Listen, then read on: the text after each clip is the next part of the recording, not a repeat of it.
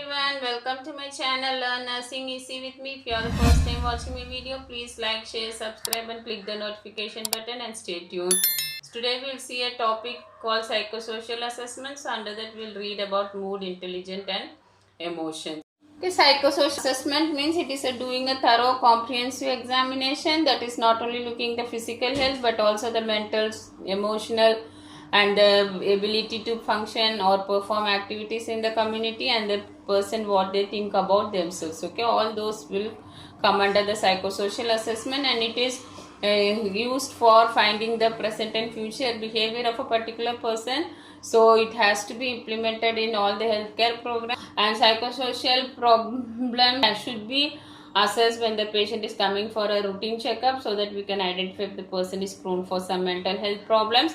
And the psychosocial assessment can be conducted in any place, that is at the patient homes or in the hospitals or anywhere like a slum area. So any area according to the situation we can carry out the psychosocial assessment. Okay, so in psychosocial assessment we check both the mental and social well-being, so that we can holistically, means on the whole we can understand the person, how their social behaviors, their cultural behaviors and their self-concept, and what is their action as an individual in the community. So everything we can identify in psychosocial assessment. And coming to the components of psychosocial assessment, in history collection we have to collect about the identification data. So that is the basic information like name, gender, birth date, the age, marital status, race, ethnicity and languages known. And in presenting in illness, so at present what the patient has come with the chief complaints, and what the signs and symptoms, and what was the factors that cause those signs and symptoms. So all those things you have to collect. And present and past medical or surgical history, so in the previous or in the present time with what medical condition the patient is admitted, and if there was any surgeries done before, or if there is any surgeries posted at the present time. So all those you have to collect with the dates. And in medication history you have to see the list of medications the patient is taking previously, and also at present what all medications are being administered, and their dose, their frequency and what is their action. Collect history about the substance abuse, so if the patient is taking any drugs or any alcohol or anything which the patient is abusing, and what is the method or which route they are taking, and what is the drug or the substance that they are using for abuse. So all those things you have to collect. And development history, so this will help to identify where is the origin of the disease. So you have to collect about the milestone development of the baby, and also if there was any psychological trauma like child would have experienced at the small age, so that you have to collect. And their relationship with the friends and personalities, hobbies of the child. Okay, the other components of psychosocial assessment are, we have to identify if the patient is prone for some violent risk like suicidal thinking, homicidal or any abuse, or previous history of any suicidal attempt, or if there is any family history of suicide like hopelessness, drug, alcohol abuse. So all those you have to collect to identify whether the person is risk for undergoing some violent activities. And cultural assessment, so you have to take a cultural history to identify what is the beliefs and practices of the person, and whether those beliefs have some effect on the health. And spiritual assessment, so again you have to identify the spiritual background, the religion they follow, the spiritual practices they follow. So all these can treat the person holistically, because if a patient is having problems with spirituality, then we have to allow the person to do their spiritual rituals, so that holistically patient can be cared of. And financial assessment, so the financial situation of the person has to be assessed, because so many mental health problems can occur because of lower socioeconomic status and lack of money. So we can consult these person to a social worker or some voluntary agencies, so that they will be able to provide aid for these patients. And assessing the coping skills, okay, certain person they will have a good coping skill, some will have a negative type of coping.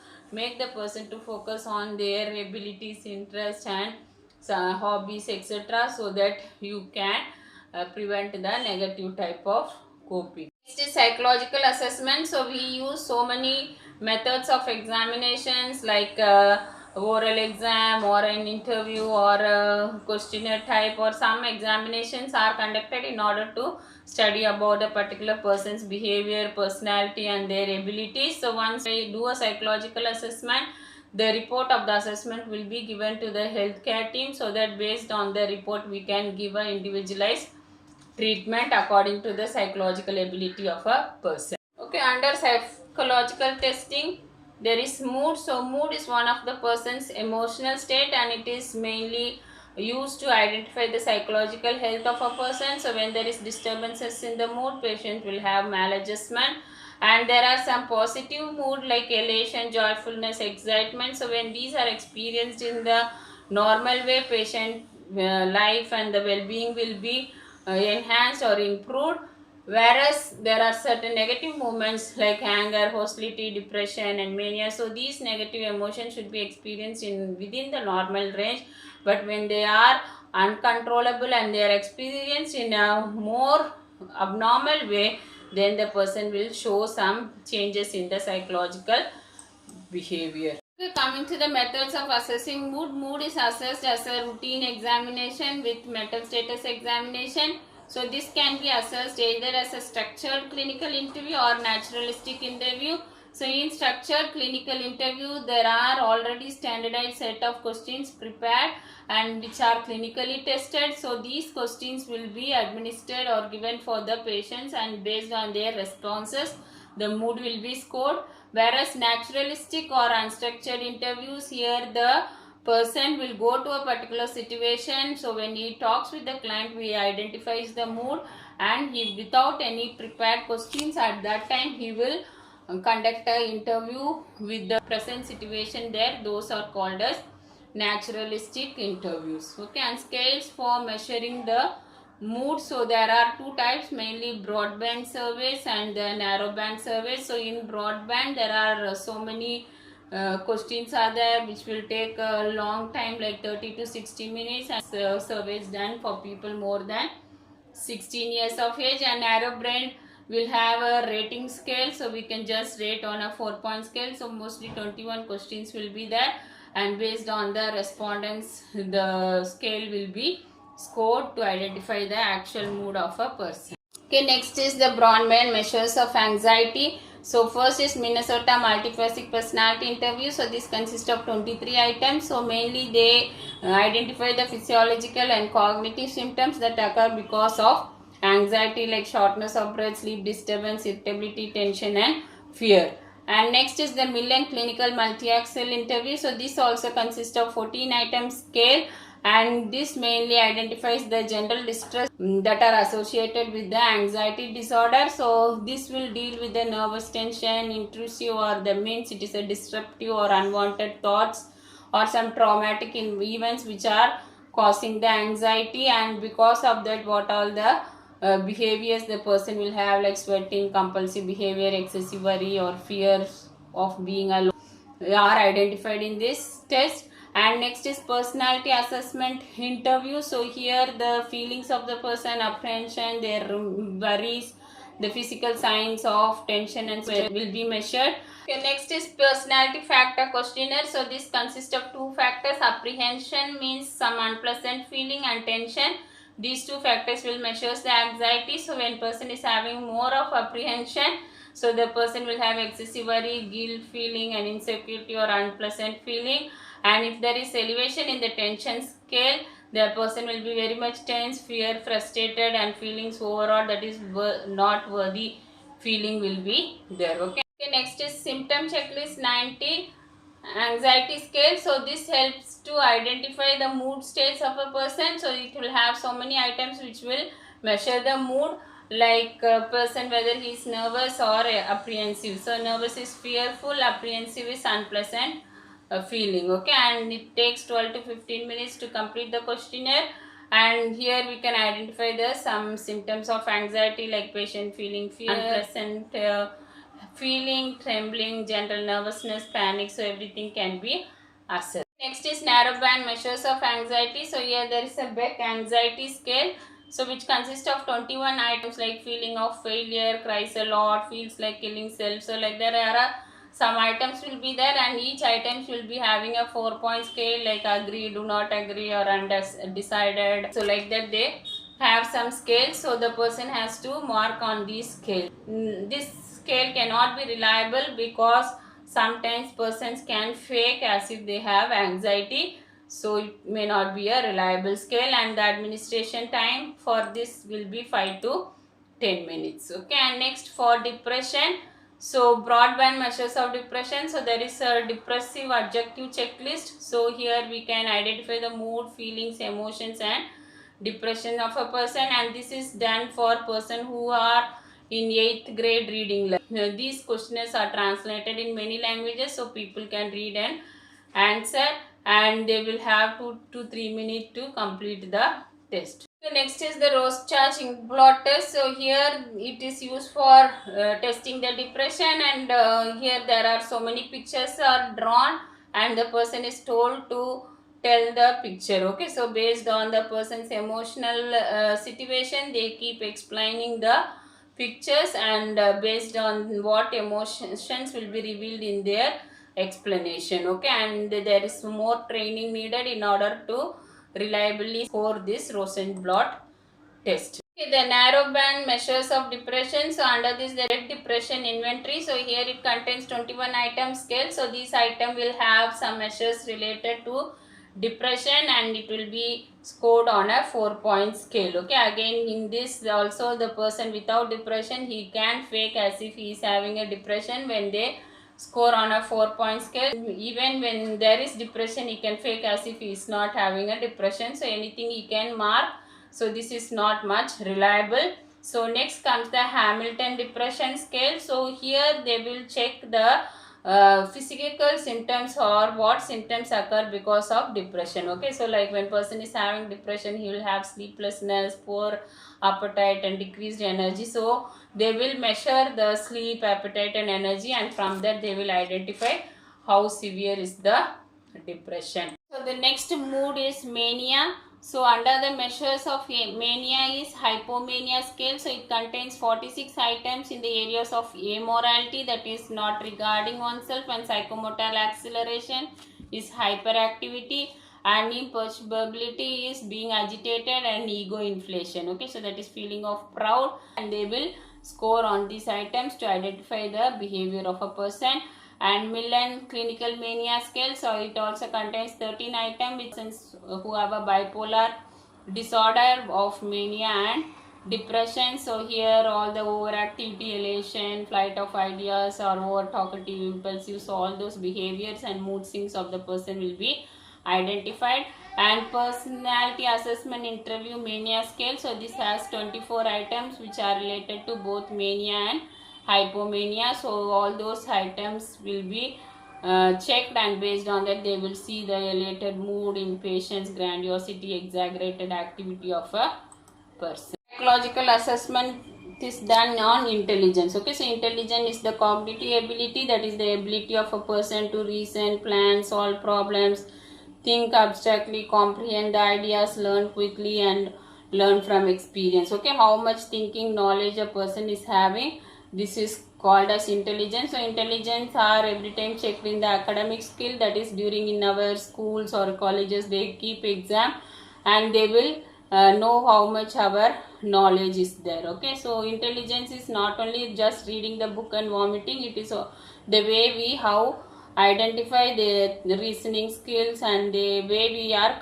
conceptualizing the ideas and knowing about a particular thing is called as intelligence. Next is the methods of assessing intelligence. So under that first is Stanford-Binet intelligence scale. So this test is used for identifying the cognitive ability and intelligence of young children. So mainly they diagnose the developmental and intellectual deficiencies which are in young children. Okay, and they have both verbal and non-verbal test, and they mainly concentrate on 5 factors like knowledge, quantitative reasoning, visual spatial processing is ability to grasp and understand, working memory means the ability to store the ideas, and fluid reasoning is ability to learn new experience or new things. Okay, so these all identified in Stanford-Binet scale. Next is Raven's progressive matrices. So this consists of only non-verbal test, and it is used to identify the general intelligence and reasoning ability of a person, and this test is administered for people more than 5 years to elderly, and it has 60 multiple choice questions, and the person who is taking the test should answer the questions in order, and they identify the reasoning ability and intelligence of a person. And next is Wechsler's adult intelligence scale. So this is IQ test.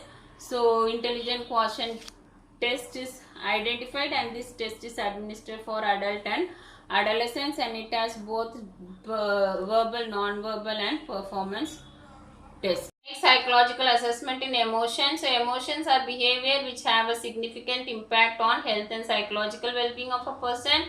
So according to the WHO organization, so in 2006 it has said that when anxiety, anger, pain, joy, so these emotions will motivate a person to move towards the goal, but when these emotions are persisting for a long time and when they predominate a person, they can become morbid or pathological. Okay, pathological means they can produce the disease. So whenever we do a routine medical examination, when patients are admitted in the hospital, like checking a pulse rate, BP or temperature, other vital signs, we must also check the emotional state of a person, because they can have effect on the physical health. Okay, and next is method to assess emotion. So there is a state, trait, anger expression inventory. So here they identify the effects of anger on a person. Okay, so when person has anger and hostility, it will contribute to a disease called hypertension. So that can be identified with this inventory test. And next is state,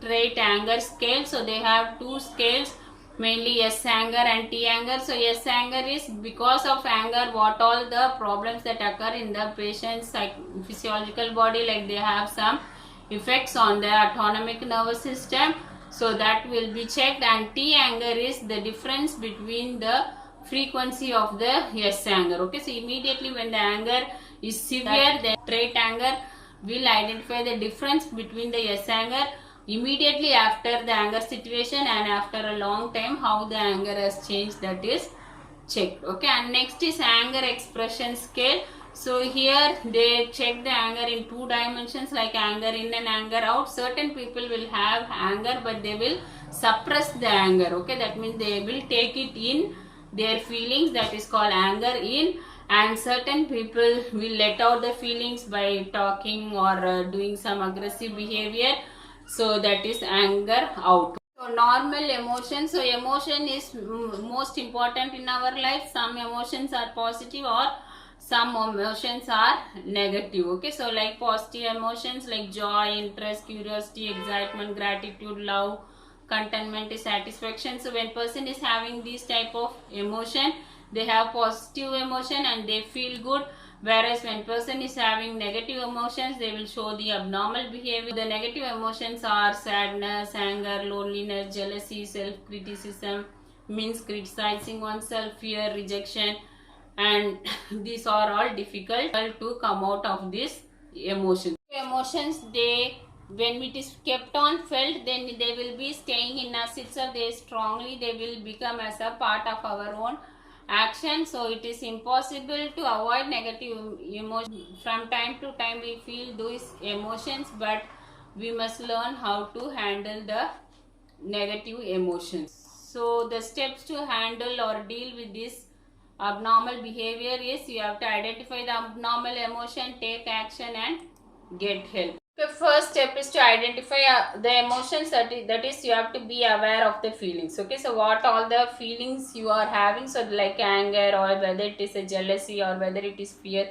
So like that, what emotion you are feeling, you should be aware, and you should not hide the feelings. Okay, that means you should not suppress the feelings. So tell it out immediately and leave the feelings. Okay, if you keep on suppressing it, one day it will broadcast and explode. And recognize the type of feeling. Okay, so what is the type of, whether it is an anger type or whether it is a jealousy type. So recognize why that feeling is occurring and what is the type of feeling, and do not blame others for your feeling. Okay, so when some emotions are felt, you should not tell this or that one is the reason. So you should just understand what is the type of feelings and accept all emotions as natural. So it will be there for some time and then you will come out of the feelings. Okay, anything, anger or any unpleasant situation will be there for a particular time, then it will go away. Okay, so you have to come out of those emotions. Okay, next is for take action. So here you have to find a way to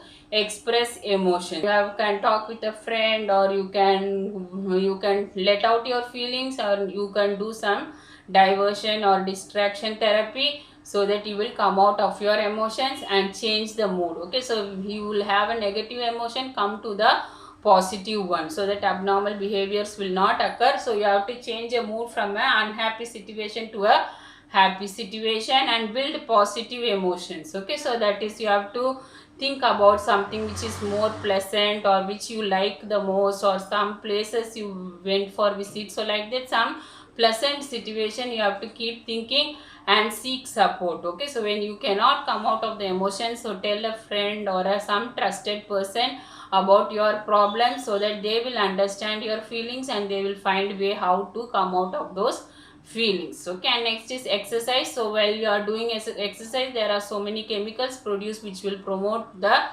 positive mood. So exercise will relieve stress and tension, so that negative feelings will fade away. Okay, and finally, get help with difficult emotions. When the emotions are very severe and it is very impossible for you to come out of the negative emotions, then you have to contact a psychologist or a counselor and tell about your feelings, so that they will help you to come out of the negative emotions. So if you are not telling the feelings, then the emotions will hide in yourself, and one day they become like a abnormal antisocial behavior, or it can cause some suicide negative behavior. So that you have to tell a counselor or someone to help you to come out from the negative emotions. So I hope you would have understood about the topic. Thank you for listening. Please like, share, subscribe and click the notification button and stay tuned.